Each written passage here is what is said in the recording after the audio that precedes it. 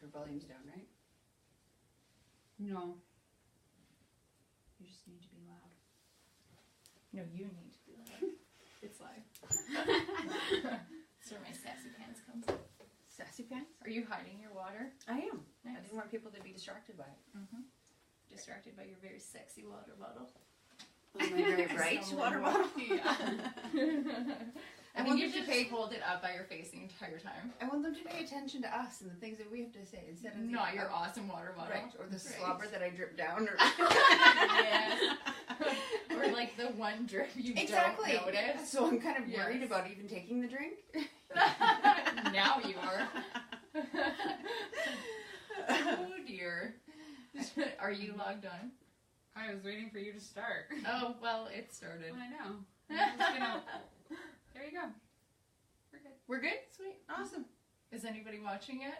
One person, but I think that's Sweet. me. Or your mom. Or my mom? Yes. Do you think that coffee's big enough for this event? No. It's a decaf, though, so it's Oh. deceptive. I was wondering why you were ordering coffee so late. That's, no, hers is regular. She doesn't like to sit. She's a party person. Are you going to go home and work? She can Probably. go home. I can sleep after drinking a whole coffee. Oh my goodness. It doesn't happen. Nice. Yeah. That's because her Jealous. children are younger than ours. Mm-hmm. Probably. Yeah, You wear her out more. Mm-hmm. Mm-hmm. You probably sleep standing up Yeah, I think so. Right. At the computer.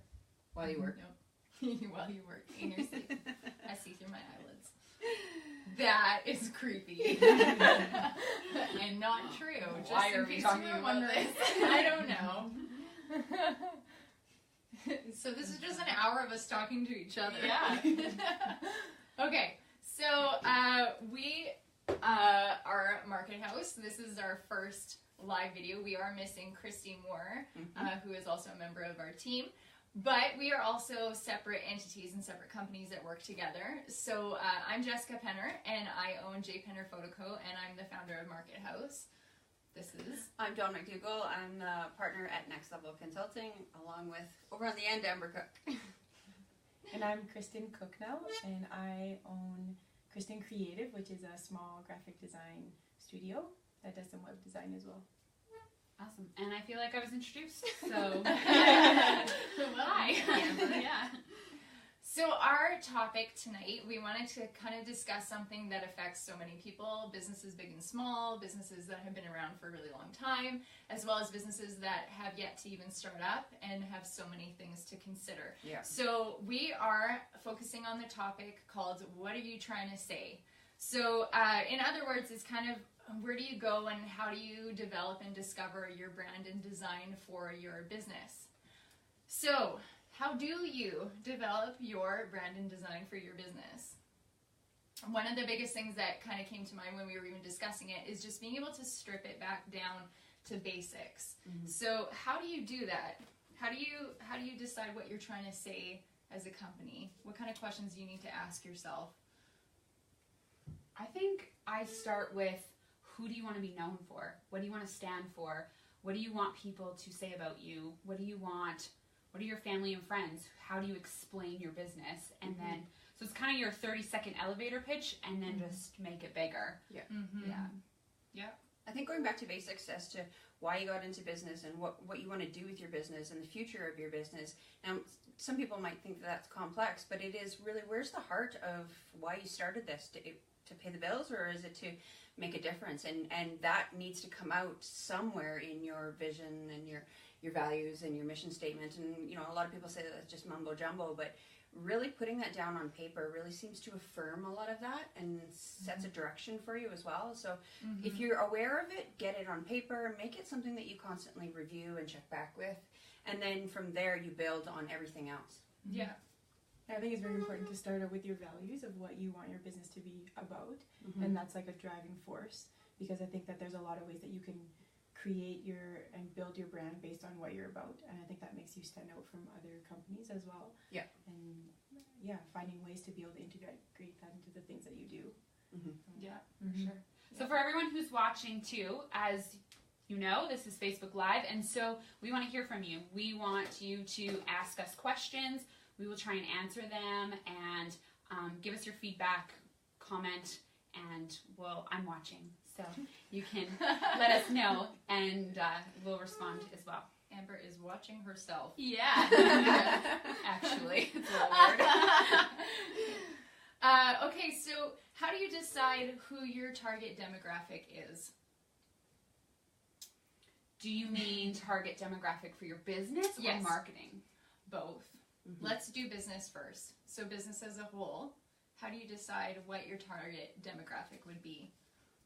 Well, if you're selling a women-only product, your demographic is self-selective. I mean, you're You not just took up 50% of the population. right.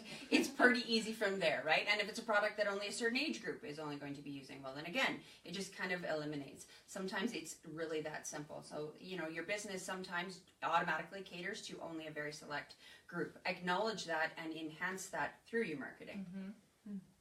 Yeah. How do you figure out how your demographic is affected by where you want to head with your business? Like what your overall vision and purpose, outside of just what you physically might do as a service, what you want to be able to achieve as a business. How does that kind of play into who you are targeting for your demographic? Well, I think, I don't know, like Amber is very aware of what's going on with social media, as you are, right? And so there's a lot of times that I can have a conversation with Amber about something that's going on or something that I want to do or that I think we should go in a certain direction. She's like, well, have you thought about this? Because this is actually a new app, a new, a new program, a new social media thing. And so you kind of have to be like, are you aware of what's current and out on the market? And that covers everything in your business, right? Yeah. So I only bring that example up because it's very easy to get behind in social media, as you both know. But I think sometimes you need to be aware and just even run ideas through somebody else and be like, hey, this is what I'm going to do. And somebody could say to you, you're going to put an ad in the phone book that is completely irrelevant anymore, right? And so, sounding board and being aware of what's kind of going on in current culture, I think that's important. Yeah. I have a client who right now, she's been in her business and her company for I think like 15 years. And so often I'll say to her, and she's not in the demographic anymore that she's trying to reach. Yeah. She was when she started, but she's not now. And so often she'll even say to me, you're in that demographic that I'm trying to reach. What should I do? How do I communicate? What do I communicate? And so I think it's reaching out. If you're not part of that demographic, if you're reaching out to new moms and you're no longer a new mom, who are you connecting with that can give you information about how that demographic can be reached, what they like, what they don't like, what works well, what doesn't work well, things like that. Like I really think being in touch, not just with your current clients, but potentially the people who could be your client. Yeah. Which I think is a huge foundation to be able to grow your business too, is that businesses, even if it was your sole idea, they were never meant to be carried out solely. Like you need to build your community in order to be the most effective, would probably be the word. You're not supposed to fly it solo. So being able to be in touch with those that are around you, even like just locally, but as well as like collectively joining Facebook groups and pods and stuff where you can get in touch with other people throughout even the country or the region that are the demographic that you're searching for. You have to go to where they are. For sure. So how do you decide what kind of design, once you figured out your vision for your business, what kind of design choices should you be leaning towards depending on your demographic and your vision, stuff like that? Like, how do you make those actual design choices? Kristen. Well, I know for You me, call Kristen. Well, I know for me, when I start with clients too, I like sit down and create a design brief. So like asking them a lot of questions, kind of like what we're talking about, knowing who you are, what clients you want, what vision you have. I mean, you guys probably have way better questions than I do, but like creating just a brief of like what you're trying to get to, and then I think trying to figure out. For me, it's like an emotional connection of what you want the brand to have. So what you're going to represent, and that's created through lots of conversations, I think, and developing many different kind of streams of a feel of a logo, starting there anyway, and then moving from there. And then Some of that conversation can probably be sped up if visions and values and mission statements are already known, Right. acknowledged, and incorporated into the business, because you can hand that over and just say, this is what I'm already about, this is what I'm proclaiming and I'm stating, and it's been working for me for years. So if you've already got that developed and you know, you have a clear understanding or foundation of who you are and how you're already operating your business, for those of you who are already doing this, it really helps somebody who's absolutely. more creative. Oh, that's who you are, and you use these words, and you, okay, well, you know, visual is very important to you. All that types of stuff really probably helps your conversation. Absolutely. Yeah, absolutely. Yeah. I don't know what else was your question. I'm forgetting your question. I don't know. But, yeah, totally. Like when I love working with clients that have a vision of what they want. It makes it really easy. So not everyone is like that, and then some people, I don't know, maybe for you guys, but sometimes it's fun to work with clients that don't have a clear vision, when you can kind of help steer them. Yeah. Like I know we've had a few conversations with people that aren't really sure, and then you can add like your expertise to it. Or they just don't know until you put it in front of them. And a lot of that too, like even, well, all of us in our jobs, it's a lot of like taking little bits and pieces of what they say and how they're feeling, and like kind of what their vision is, or they're not really sure, and like our job is to be able to take all those pieces and put them together into something that is coherent. Coherent, and then something that's effective, that's actually going to take them the distance, right?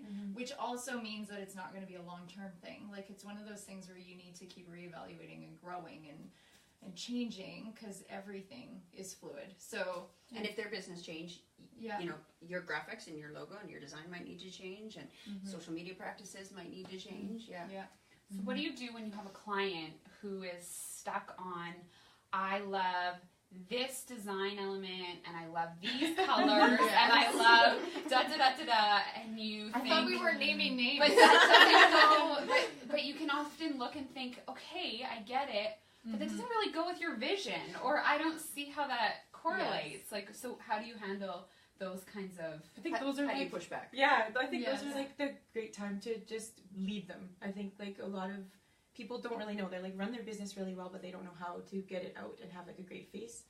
So that's like our job, right? To be able to lead them in the right direction, taking what they want, but saying like, I think this is a great idea. You know, being really kind, obviously, using your people skills to still like, It's because you're nicer than I am. I flat out tell yes, them I if know. it's a I do bad like idea. that about you. It's so What? funny, Which has either gotten me not hired or hired. So But then that comes from being strong and firm in who you are. Listen, I firmly believe in this. While you're our clients and I want to work with you and it's your business and I respect whether you believe or whether you like my suggestions or not, but this is truly the best suggestion, offer, idea that I can put forward, and this is truly where and if you stand behind it, then they have a choice, yes or no, and if it's a yes, it's a buy-in.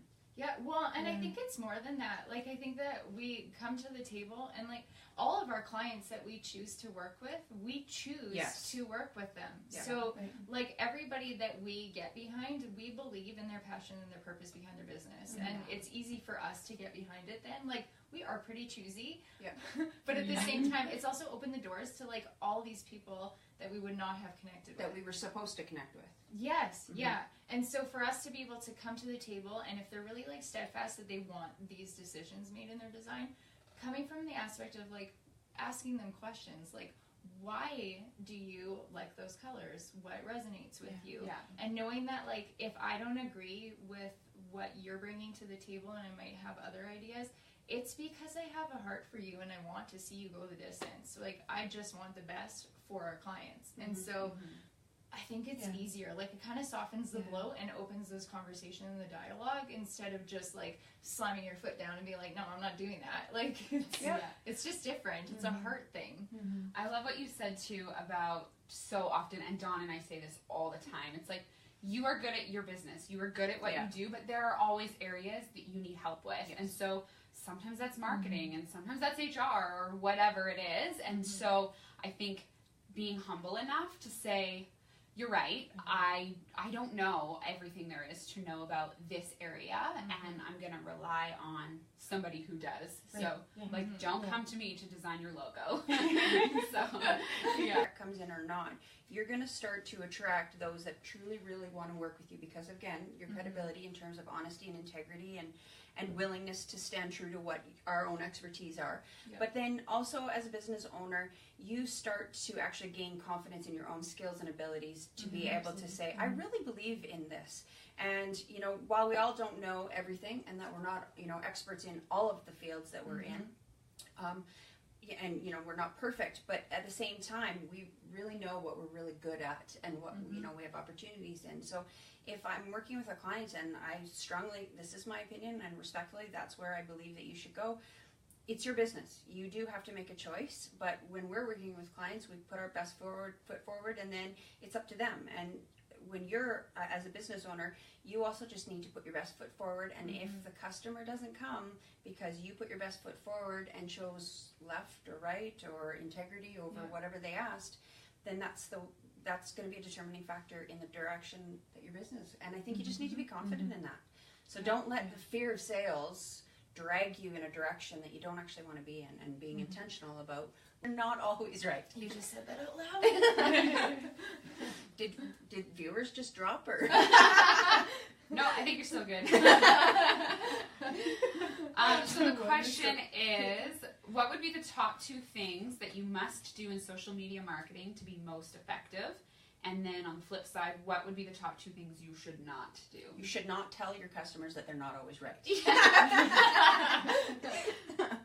Well, you shouldn't put up Facebook posts every time your kid successfully poops on the potty. Probably be on your business page. On your business page. Yeah. You know what? That's a hard question to answer because everybody is so different. That's one of those things where like we kind of have to have like a one-on-one and get to the root of your business in order to figure out what the best route for you to take is. But I even had like a really good conversation with somebody, I think it was this morning, and she just like asked for really quick advice on marketing for stuff because she's linking up with some people to kind of pursue one of her passions, but it's not a business. But at the same time, she wanted to be able to give back to them and be able to kind of amplify their business within her posts. And so I think just a general rule for everybody, and the advice that I gave her was that you always want to be able to honor up. And so to go at it from the point of like it's an honor and a privilege to be able to be connected with people, and just think outside of yourself. Like you always, as a business or as a person, you want to be outward focused. And so a lot of that is your approach to your marketing and social media, especially. Like social media is, it's a busy place to be, but at the same time, it's a huge platform for you to be able to honor up and have a huge demographic and audience that's watching you do that. It just makes you seem like a person that has a heart instead of somebody that's just garnishing all the attention on yourself. So whatever avenue that you can be able to do that best is, it's always going to come back to you. So whatever you put out, you're going to get back. And so just keep putting it out, link up with other people that are around you, and be able to like even link up your businesses and network with them. It builds up everybody. I mean, even us with MarketHouse, like it's nice to see kind of the payoff that's come off in each of us. Yeah. Payoff, that's a bad word. We actually don't make that much money. But, it's true.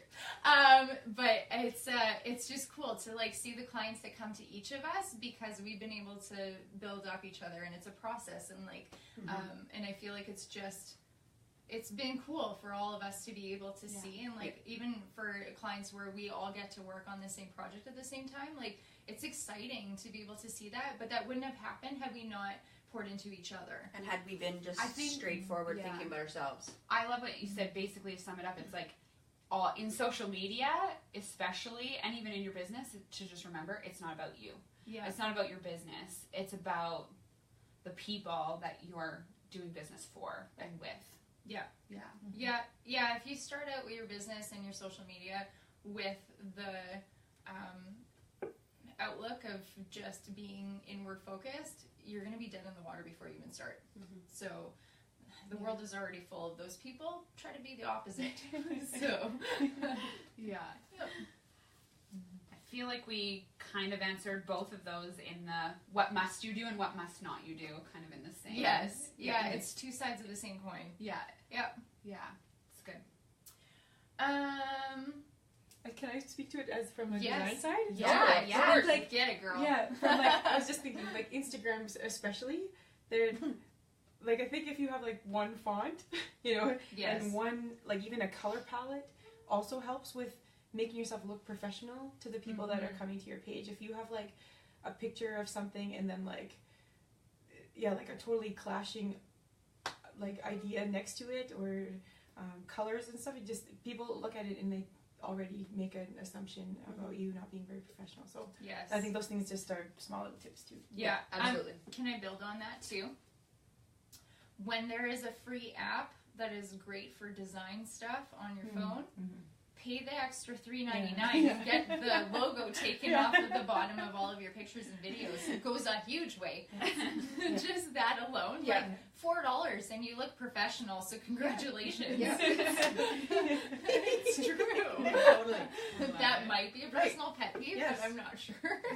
We all appreciate amazing photographers and and the images that they put forward, but they put a watermark on so that you don't use the picture to put it on your brochures and everything else without proper compensation. Let's be honest, right? Yeah. So in that same token, when you buy an app, like you said, and the logo's down the bottom, it's the same thing. You didn't do the work, the app did, but now you just told everybody the app did it. You just advertise for them. Exactly. That does not fall under the category of being outward focused and honoring us. Right. That's one of those situations where it's an exception. Yeah. Yes. Just pay the $4. Were there more questions or no? We're good? One just came up. Okay. It says, my business has a lot of colors. I'm an indie dyer, so she dyes wool and things like that. How would I bring that cohesive color palette to my Instagram when each batch is unique? So each of her products has a unique feel, color scheme, like she's designing like hugely different things. So how do you have a cohesive palette on I that? think there's like that would be so fun to work with.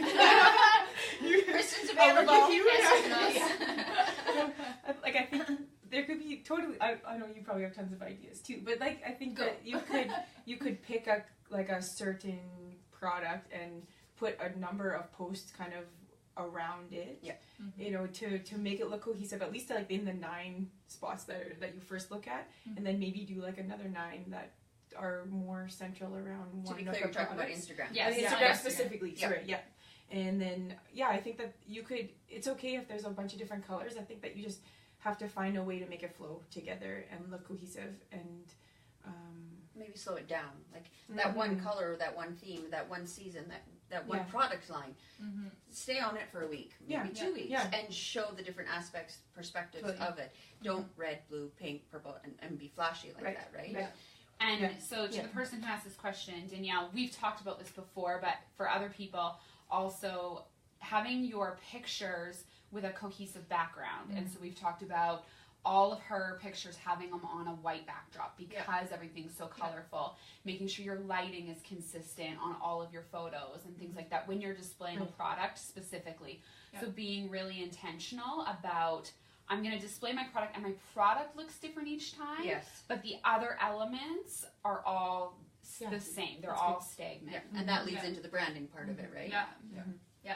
Also, being able to layer your photos now on Instagram, I think that's been up for like 6 months to a year probably already, but you can post now, I think it's 10 pictures at a time. That's a really good way to be able to hide really busy pictures. So if you need up close shots of details on things, that's a really good place to put it if it doesn't fall in your color scheme for that section. But even just sitting down with somebody and developing different patterns to be able to kind of clean it up a little bit is huge, to be able to see that visually before you just start throwing things at it. Because once it's up, it's up. So, that's just, it's hard to backtrack when it's already messy. So just to figure it out before you post things is huge, to be able to see it visually. But also just sitting down with somebody too, well, even like Kristen is really awesome, so you should just message us. But being able to kind of take bits and pieces of those colors, and maybe it'll even like move you into an inspiration on like what products to be able to do next that would flow well from one color scheme to the next, so that you kind of know, even like vision going forward can set your product calendar as well. So that might even like clean up a little bit of the chaos both online as well as in your life. Right. So Right. yeah. I know there's different apps too. I don't know if you guys use them, like Planoli. I don't know any. Is that how you say it? I have no Thank idea. you, Is that 'cause how I you can say figure it? it out. I don't know. I just Did never you say tried. Planoli? Planoli? Yeah, Planoli? so. Like Monopoly? I don't know. Are they a sponsor tonight? Yeah. That would be awesome. Contact us all. We'll say your name again. I need money. That's all I got. That's great. Do you have another question, Jess? Oh, okay. Well, one of the things that we touched on when we were discussing this topic as well is that how do you develop your brand, your design, and still leave room to grow? What is the hazard of like going too big too fast? Like, does that play into not being able to like grow, or do you feel like that kind of pigeonholes companies and businesses when they just are so specific right from the get-go?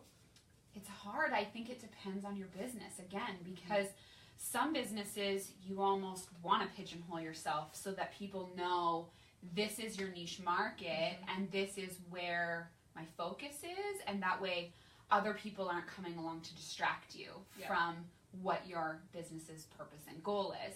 But other businesses are maybe thinking, okay, I'm going to start here and my vision is to grow into this. And so it's just thinking ahead, I think, about what is my not just, okay, I'm going to start a business, let's get all this up, but what do I see that business looking like in 2 years? Am I going to start small, or am I going to grow it in 4 years or 5 years or 10 years? What's my end game? Like, is this a lifetime business that I'm going to pass down to my kids, or is this a 4-year business until my kids are in school? Yep. It just really depends. I think a lot of that is even your wording, like any of your copyright and script that's on your website and stuff, like you don't want to make it too limiting.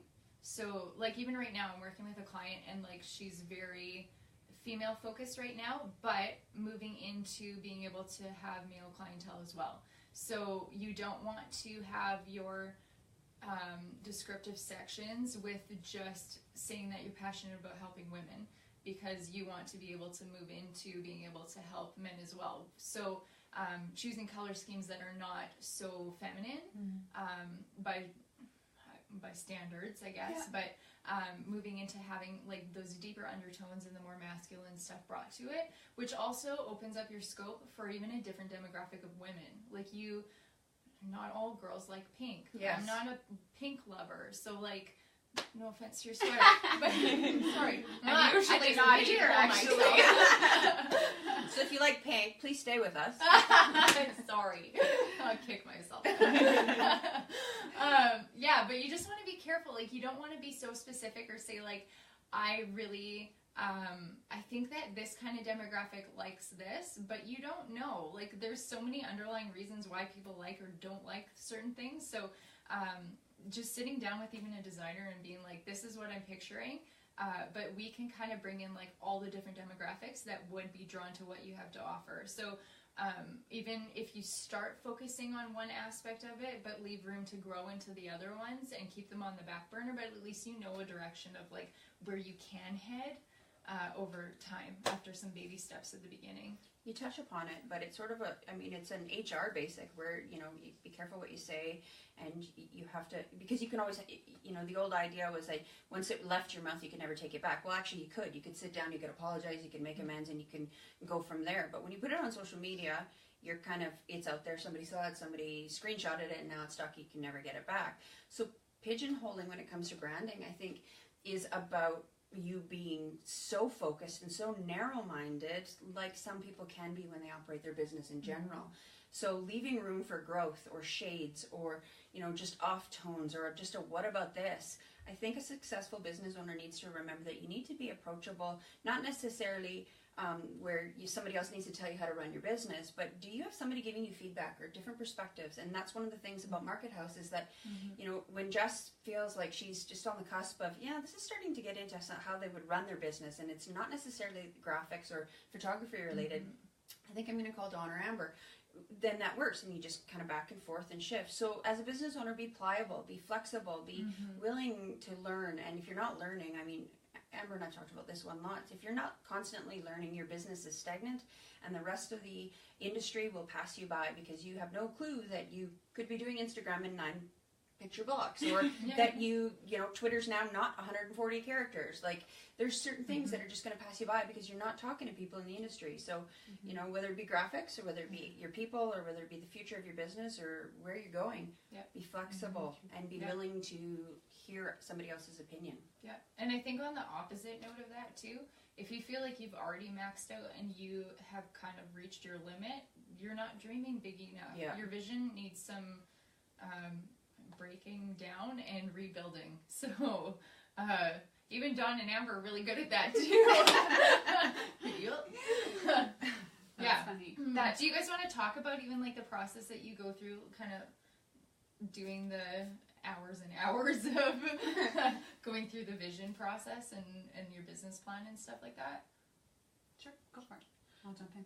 So for us, vision and values, we start off with asking some simple questions, you know, just kind of getting you to just start to write and form some ideas. And from those answers, when you bring that back to us, we start to get a sense, just like Kristen does, of who you are and what your business is and your direction. And these questions aren't just about your business. They're about you, your passions, your personal likes, your personal things you dislike. If there's a specific font, I want to hear about it.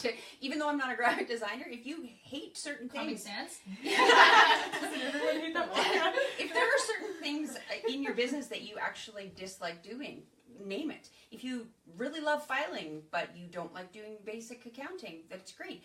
There's certain things that speak to us as to your character traits and what you lean towards and some of your passions. And so then we start to do those questions with you in person and talk about it and get you to brainstorm outside of what you normally brainstorm about. You might have a great sales idea and your entire job is about focusing, you know, your entire month might be about focusing sales and brainstorming ways to generate sales. But when we're talking about vision and value of your company, we need to actually understand you, because you're the one that's going to drive your company and you're going to be the one that's going to drive your team. So understanding the owner of the business is essential. And then from there, it's usually we get together and we're like, I think this is what I heard and this is the direction they're going. And then we present it and we kind of give them the same idea that a graphic designer and that somebody in the social media industry would be like, okay, this is the vision that I see based on what you communicated to me. So, and then it would be, how does that resonate with you? Like, this is what we heard, and this is sort of the vision and the core values that we heard you say. What do you think? What do you give us your feedback? Kind of, I'm sure same as what you would do. So, yeah. And we've had clients who have been like, oh, that sentence is awesome. That word. So we sit and we work on the word. Right? And just to make it line up with what is natural. I would never say that word. Okay, well, let's make it natural. Or then if it's an HR thing and, you know, they're coming from a technical side, maybe you should say that word a little bit more. It needs to be a word that rolls off your tongue a little bit more. Like, so that it's a give and take and a back and forth. But ultimately, as a client, it's your decision where you want to go. And so all we're doing is we're putting your thoughts, passions, ideas, beliefs on paper, so that you can now take that as a measuring tool for where you want to be next month, next year. The conversations that you have when you coach your team, you hear a conversation on a phone from an employee and they're saying things that you wouldn't say, but you can't articulate why they shouldn't say that. Now, they're not being obvious in terms of rude or, you know, unethical, but it's just not the way you want to run your business. And so you would say, okay, so these are some of the words that I use. These are the part of the visions and the values. So when you're having that conversation, you actually line up with the vision and values, and then they coach, and now they start to incorporate the vocabulary that we helped you create. That's really what it is. It doesn't have to be, you know, necessarily a business plan that you would walk in and take to a bank. And a lot of people have that stereotype and they're overwhelmed with, I need to have all my finance. No, your vision and value and even your mission statement is just about the direction you want to go. 2 years from now, I want to be in Europe on my 10th anniversary. Okay, great. I need to focus on that. It's really that simple. Now in your business, you know, 2 years from now, I actually want to have, you know, somebody managing my business for me, and I want to be, you know, just driving the business from the point of networking and traveling the world. Well, then you need to actually have somebody trained and ready to do that. You're just not going to pull them off the street 2 years. So start now. So just declaring that helps you start to come up with that process. And I just think having that vision and all of that, when you have that vision here, even from a marketing perspective, now you can have a plan and a vision for your marketing. And then it's like, okay, my marketing plan is this. My plan for the month in marketing is this. I'm focusing on this product or this service, or I want to give back in this way. And then for the week, and what is the post? And then does everything line back up with that vision? And if it doesn't ring true to that vision that you have for your company overall, don't post it. Yeah. So yeah, totally. Yeah. And I think even coming from like being somebody that manages people's social media accounts too, like the deeper that you dig with developing that foundation and kind of putting your heart onto the paper for your business, the easier it is for us to be able to look at that, look at you, get to know the heart behind everything, and then be able to not impersonate you, but like to a certain degree, we become your voice when we're creating the content for your company. And if we can't see that right from the get-go, it gets a little mucky, and then it's a little bit of like a push and pull and a painful process for us to be able to dig into you in the journey. So the more work that you do at the beginning, the easier it is on everybody, and the more solid the foundation of the team that you start bringing alongside you. They catch the heartbeat of your business and the language that you want to use, and just the environment that you want to set, and that transfers from face to screen to business. So I trust my client with you. Yeah, that matters too, right? Because yeah. if you're going to partner up with another company, that's pretty risky, because you're staking your name on knowing that individual, right? And so, you know, the fact that we send each other and we work with each other's clients, you're saying it's okay that you can have a conversation with Dawn or Amber. They're not going to embarrass me, and they're not going to mess with my reputation, mess with my client. They're not going to say something that is going to make me lose my client. Yeah, which is also even the language that we use is, when we get a client where one or two or all of us are working on the same project, we welcome them into the MarketHouse family, because this is a family, and like we treat it as such because that's our heart for it, and that's our heart for you when you join our family. So you wouldn't treat your business any differently, and if you did, maybe it's time to reevaluate your vision. Like if that's not really where your heart is resonating, maybe it's time to do some tweaking on it. So Totally agree. do you want another question? Yes, please. All right. Are you censoring things? No, I'm not. I'll read it verbatim. How would you approach branding to moms and teenagers, and which social media platforms would you use? Who's buying the product? To be clear on that question, I wonder. The moms. The moms. Was it a product? It's a service. A service. Okay. If there's a visual element to your service, Facebook and Instagram are still your go-to for most platforms and industries.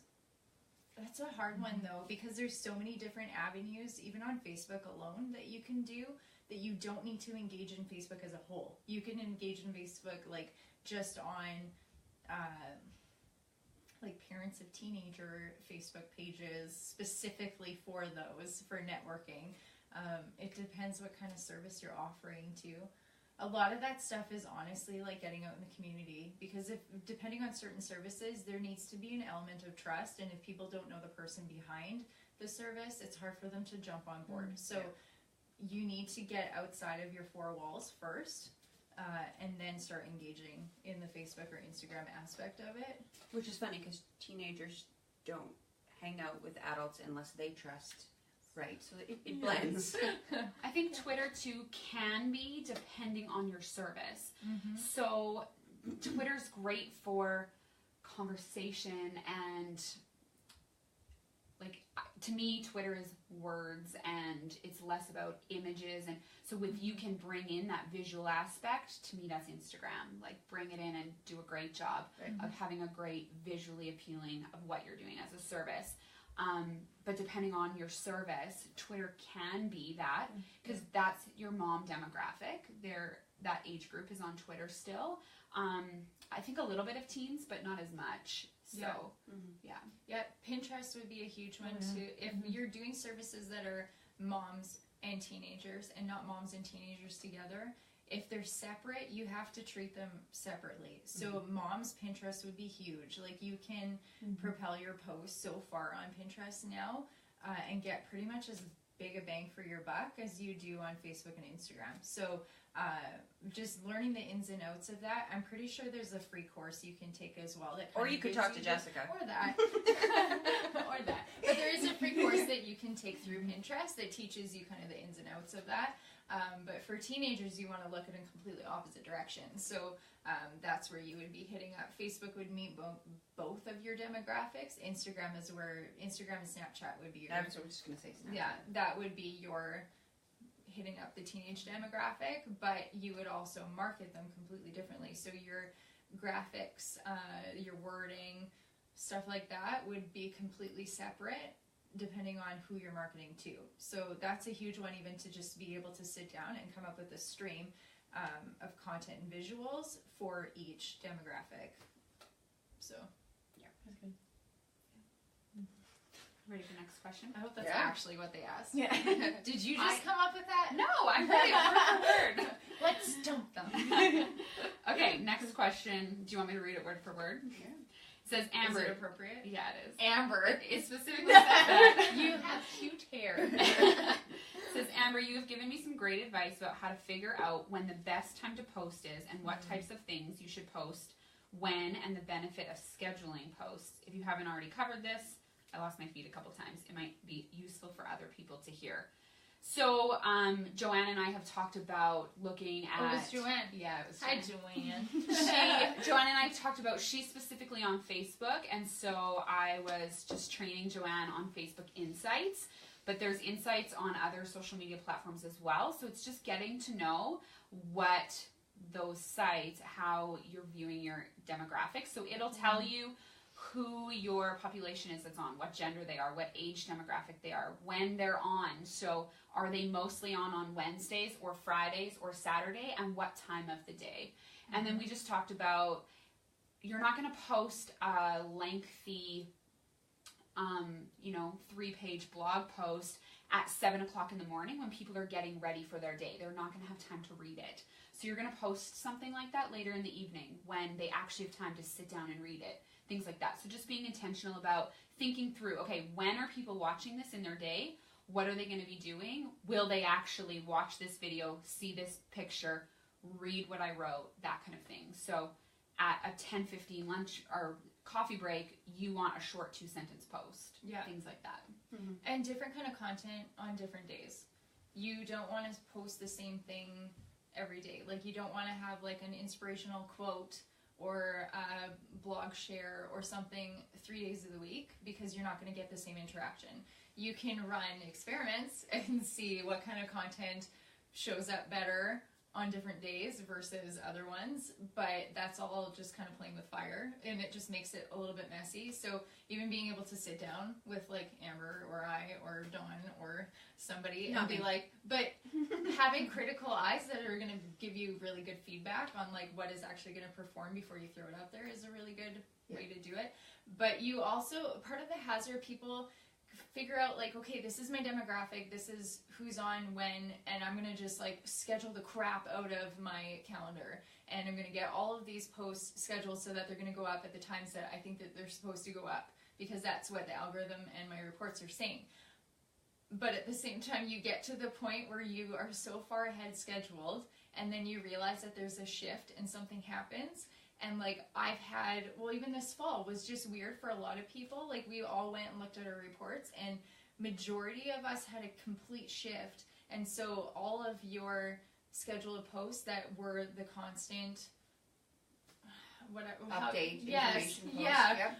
everything that you thought you knew switched. And so all of a sudden my Monday, Friday, Sunday were my busy days for most of my clients, and it turned to like a Tuesday, Wednesday, Saturday, which was weird.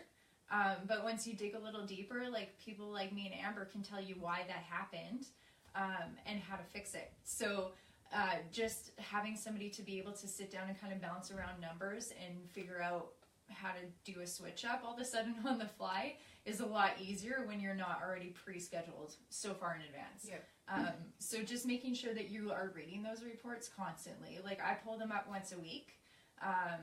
And then to be able to lay those side by side from 2 weeks ago to the week in between to this week to next week, what I'm projecting and being able to kind of estimate where we're going to be at for the next week is huge. But not everybody has the time to do that. It's a lot of work to actually be effective with your marketing. So there's also a really big element in spur of the moment and feeling what's going on in the moment in your business and not just scheduling everything, because you could have a situation where you're at an event or something and you want to do a post and then you think, I had a post scheduled for an hour ago, and so now I posted already 3 times today and it's too much, and now in the spur of the moment at that event when you could have a really great post, you almost shouldn't post it because you've already done a whole bunch of scheduled posts, or you have to go quickly delete what you did or something like that. So I think there's an element of spur of the moment as well. You can't only schedule,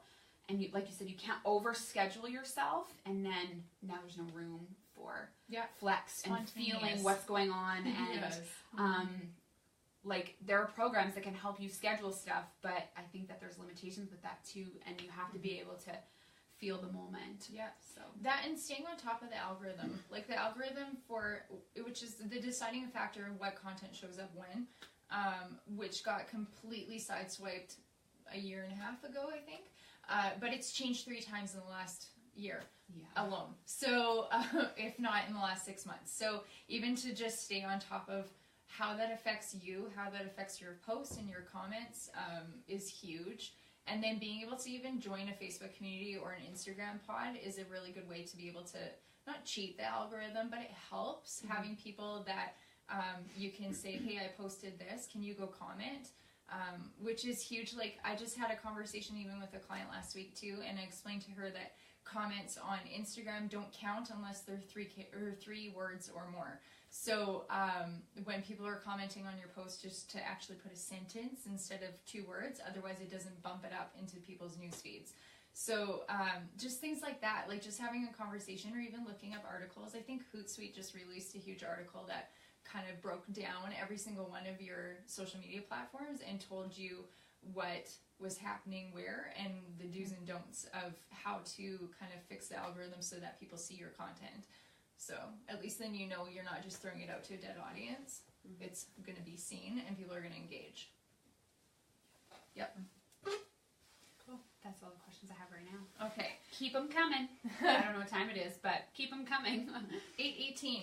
Okay, so branding and design are more than just looking good and being eye-catching in a market full of companies that do look good and are eye-catching. So if that's the route that you're taking, it's not going to be as effective. So how do you look good, be eye-catching, and be effective? How do you make yourself stand out? I think you need to be natural. Natural in terms of who you are, and consistent. Consistent for me when I look at branding and like, am I seeing the same thing over and over again in a good way, like same colors, same tones, same fonts, that visually that appeals, but the manner in which you conduct your business, but also the manner in which the owner or the manager conducts themselves out in the public. Amber and I, one of our fundamentals of our business is invest back, and we believe that every business owner is in business to, let's be honest, everybody wants to be successful in their field. And everybody has a different line of what success looks like, but to be successful, profitable, and run a business. But then also we believe it's the next level is to also give back to the community. And we believe fundamentally that every business should be investing back into the community that they do business. Now, how do you do that? Well, some people can do it by writing a check and donating. Honestly, some can. Some don't always have the funds. And so you can invest by getting involved in your community, by volunteering your individual time. The other way that we believe is something to be considered is, are you and your team, your work team, investing back into the community? And if you can't get your head wrapped around this, it's really important, and we would encourage you to really think about this. You are constantly going out on social media, putting a sign out on a lawn, or walking up to somebody down the street and trying to offer your service or offer a product, and you're constantly, I want to give you this so that you can put money in my hands. Well, sometimes you got to let that go, and you have to say, what can I do to grow the community that I'm currently asking for somebody to put money in my hand? Like, it has to be when I give out, it will come back. So, branding on a consistent basis doesn't only involve the words and the visual that you put out there on social media or, on the sign or the billboard. It's about branding who you are as a character, as an individual and as an owner of the business. So when you go to a business function, are you going to a business function with your business name tag, or are you going with the name tag of the association or the charity that you're associated with? Yeah. Because a lot of people want to know fundamentally who you are right at the core, and we've talked about this lots. They want to know who you are and where you give back, because they want to know that you actually care about other people, not necessarily more than other people, more than yourself, but they want to know that you can care about other people and that you can care about the community that you do business in, and they want to know what you care about. So, your name tag for the charity that you're associated with says a lot about what you already care about, where your value system lies, who you endorse, who else you're going to bring along with you, where you're going to honor up. So I would encourage you to, while there's experts on this panel about branding on social media and, in marketing, also expand your mind into thinking about, where do I brand myself and my business in my community? Because investing back into your community should be one of the core values that you have somewhere in your values system. Yeah, that's really good. That's it. That was 3 words. Jump on my Instagram comment. That was one Instagram comment. Yeah. What are your thoughts about that, Kristen, on branding and how you set yourself apart when everything looks good? Yeah. Yeah, I was just thinking too, branding is definitely more than just your logo, and it's more than just the words that you use. It's there's so much more to it. So I really liked what you had talked about. And so just to set yourself apart, I think, it definitely has to be the way that you conduct yourself. That I think that when people see your brand, just what I was talking about before is emotional connection. I think there needs to be an emotional connection when they see who you are and they kind of know what you're about. And so that's why you would buy a certain product over another. You would pay tons more for something that you believe in what they stand for and how they present themselves over something cheaper for the exact same thing. And so it's way more about than just the logo and how you make them feel. Yeah. When you walk into the room, do they run because you're coming with a sales pitch, or do they stay because you genuinely care about them and where they're at as well, right? Yeah, exactly. Yeah, that was good. That's, yeah. It can't be all about you all the Yeah. time. So how do you, Kristen, if you were to sit down with a client and their design choices don't match their personality, how would you try to steer that? How do you take who somebody is organically and put it into design elements? That's a good question. I'm not sure I know how to explain that in words. I think it would be totally an exploration of wow, you're working, but I think it's probably pretty clear too. If a client came to me and was I'm about flourishes and really really classy, and then the way that they present themselves is totally opposite, I think it would have to be a pretty clear conversation. I'm I'm seeing this is not totally aligned, but I don't know, maybe you have more to say on that. I don't know that I have. Well, we had a mutual client this year, and he already had pre-existing material for us to work with, but we sat down and you spend 2 seconds with him and you realize that his material didn't match who he was. And it didn't amplify his best qualities. And so a lot of Kristen and I, when we were working on that account, was kind of just stripping everything back to the point where we understood who he was, and we put that message into design and word choices and just everything to just give him a extreme makeover home edition. It was one of those things where he had the right ideas and he had the right vision. He just didn't have the graphics to fall in line with that, and just the vision from an aesthetic point of view.